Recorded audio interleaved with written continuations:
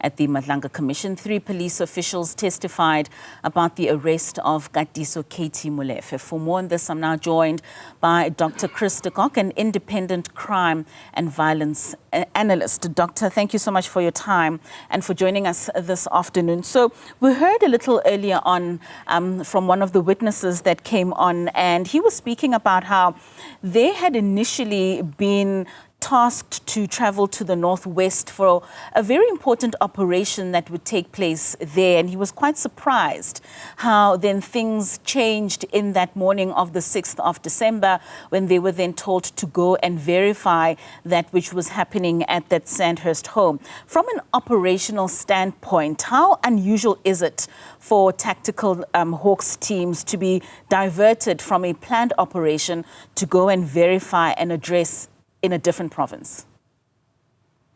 Well, I'm not an expert on that. Wasn't part of the Hawks, but I especially like the evidence of Warrant Officer Nkosi, because he was the one which was clearly, while giving his evidence, he was clearly shocked and not satisfied with the way that they were sent there. And after they, in a few minutes, found out that this is a legit police operation happening at that house in Sandhurst, that it still continued on for nearly another hour, and that it was intimidating to the team which was present doing their work, and that this could be seen as defeating the ends of justice.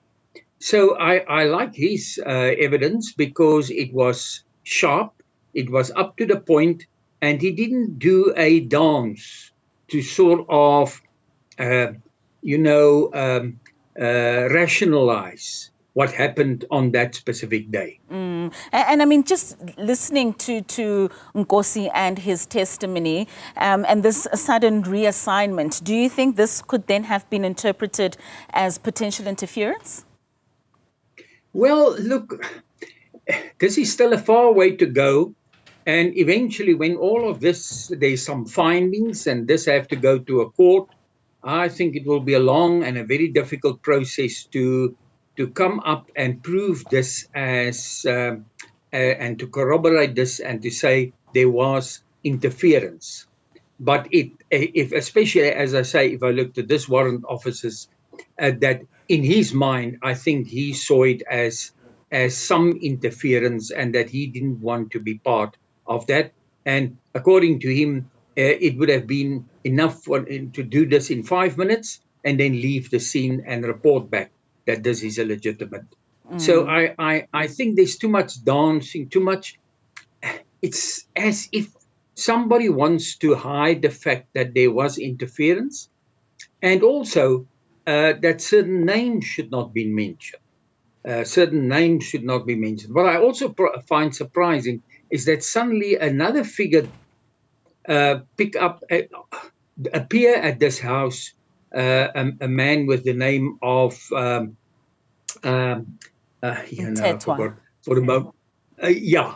and that it seems that he was the guy who actually saw what was happening and then reported at a very high level. Now, I was in the police. I was a major general myself, working in intelligence, well, on the visible side of intelligence. But I don't, on my phone, which I actually took over when I left service, on my phone, I don't have the telephone numbers of General Abia, Sibia, Masemola, Mangwanazi, or whatever name pitch up here. I don't have that numbers because I don't have to phone them and ask for protection or for this or for that or throw around names. I can just phone my local police station. I know the people there because I was on the CPF.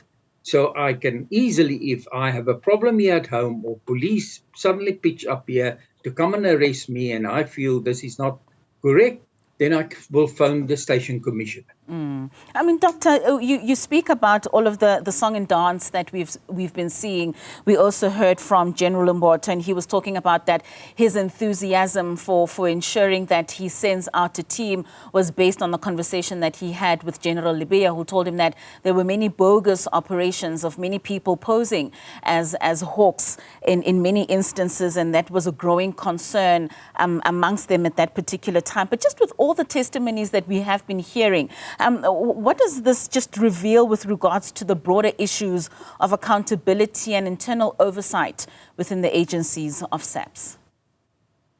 Yeah, I want to actually react on the fact that he said that when he arrived, and he was a new arrival, General Lebeya told him that there's these bogus people who pose as hawks. Now, if this was the case in this specific incident, say this was another case of impersonation of hawks officials, it would be better to call people very close to the incident. I mean, even, and I know there was a lot of stories why they didn't do that, but I would have called the Rosebank police station, which is very close to that area, and Sandton police station, a little bit further away, but can also arrive there within minutes, although it was peak traffic hours on a Friday afternoon. But still, I would have called somebody closer to that residence, right, to go and check, is it indeed? Because if it's bogus, it will be a quick thing. I mean, they will pose as bogus officers, enter the house, take whatever they do, a robbery or whatever, and then leave. All right, Dr. Chris, unfortunately, that's all the time we have for this afternoon. Thank you for giving us your take on the Madlanga Commission and the testimonies that we heard today. That was Dr. Chris de Kock, an independent crime and violence analyst.